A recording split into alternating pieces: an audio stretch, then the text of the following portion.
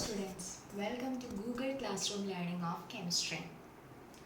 So, our March month has gone and you are preparing for your public examination. So, there are a lot of subject and lot of topics to be taken. So, we already covered half the portions from solutions. So, remaining portion is being taken in this class. The topic I have been taking is solubility, solubility of solid in liquid, solubility of gas in liquid, Henry's law and applications of Henry's law. You already understand about the concept of solution and what is solubility. Solubility means the maximum amount of solute that can be dissolved in a solvent at a particular temperature and pressure. The solubility of substance depend upon four factors. First one is nature of solute, second one is nature of solvent, third one is temperature and fourth one is pressure. So the solubility of a substance is determined by four parameters. One is nature of solute, second one is nature of solvent, third one is temperature and fourth one is pressure. Solubility of a substance is classified here. You have to study here the solubility of solid in liquid and solubility of gas in liquid. Solubility of solid in liquid, which means the solute particle is solid and solvent particle is liquid. Example is sodium chloride that is dissolved in water. Sodium chloride only dissolves in water. It does not dissolve in organic compounds like naphthalene and anthracene. It's because naphthalene and anthracene are organic compounds. They are polar. So, polar solutes only dissolves in polar solvent and non-polar solute dissolves in non-polar solvent. So, while we take sodium chloride and add some quantity of water, some solute particles get dissolved and the concentration of solution increases. This process is known as dissolution. So, solubility of solid in liquid is based on the principle that polar solute dissolves in polar solvent and non-polar solute dissolves in non-polar solvent. So dissolution and crystallization. Dissolution means when some solute particle is added to the solvent particle, its concentration increases. And some solid particle remain undissolved. It gets separated out by the process of crystallization. So there is a stage of equilibrium that happens when these two processes are in equilibrium where the concentration of solute is remain constant. So the solubility of solid in liquid is influenced by the effect of temperature and the pressure. Pressure has no any significant role in the solubility of solid in liquid, but temperature has an effective role. Because as the temperature increases, the solubility increases and the temperature decreases, the solubility decreases. So, nearly saturated solution when the delta H value is greater than 0, which means it is heat releasing process, that is called exothermic process.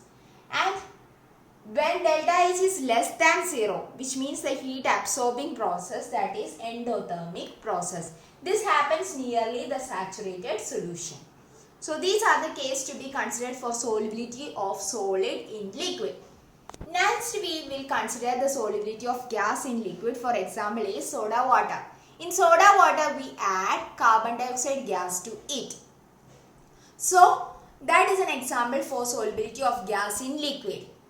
So consider a beaker where we taken some amount of water and gas particles is being added.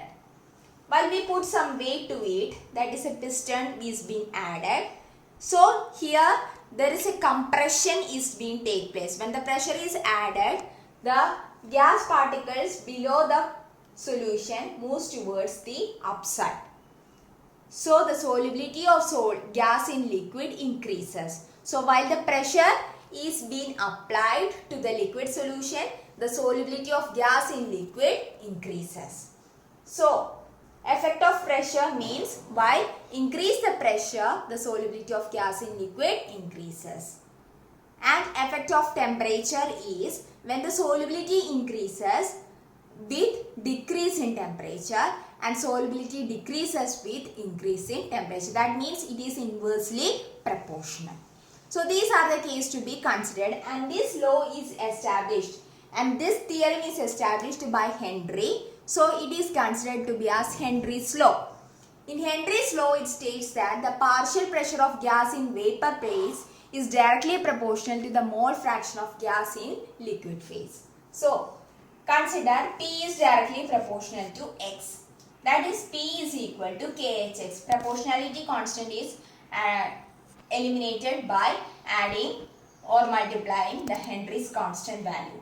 And the Henry's constant value is different for different gas particles. Okay. And helium has high Henry constant value. So partial pressure is directly proportional to the mole fraction.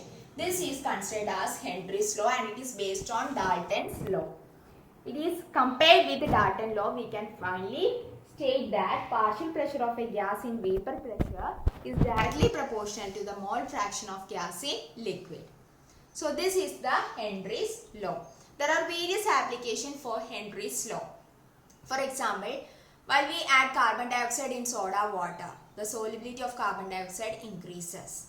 And high altitude, the oxygen level is being decreases. The pressure of oxygen is decreases, so we can't breathe.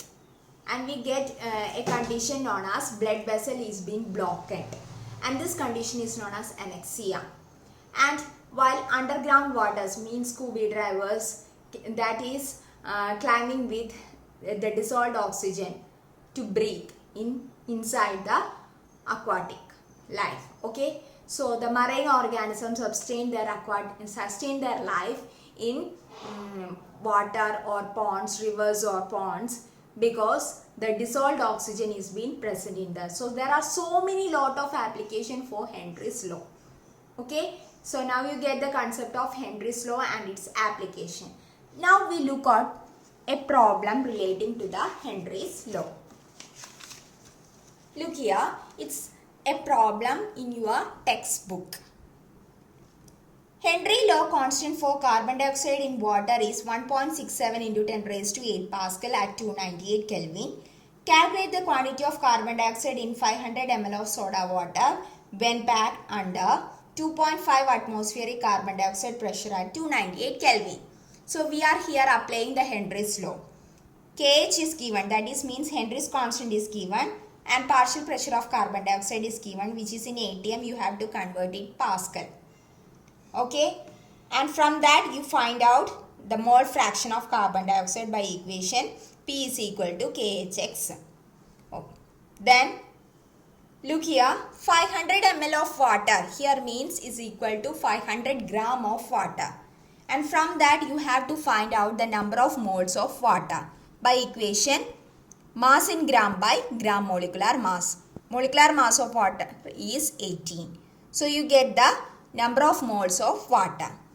Now the mole fraction is equal to the mole fraction of solute by mole fraction, number of moles of solute by number of moles of solvent. Here number of moles of carbon dioxide is not been calculated, number of moles of water is known, and mole fraction is also been calculated. So substitute the value and find out the number of moles of carbon dioxide from this equation. Now you have to calculate the quantity of carbon dioxide in 500 ml of soda water by using the equation. So here you find out the number of moles of carbon dioxide from this equation, substitute in here into molecular mass. That will give you the amount of carbon dioxide added to 500 ml of soda water. Carbon dioxide molecular mass is here is taken as 44. So now you get the idea about how the Henry's law is being applied.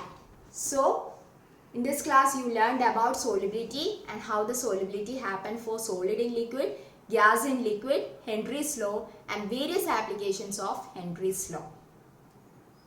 The link is been attached along with it, and the notes is also been attached. Attend the test paper of 10 marks without any fail, and if you have any doubt you can put it in the comment box. See you on the next class. Thank you.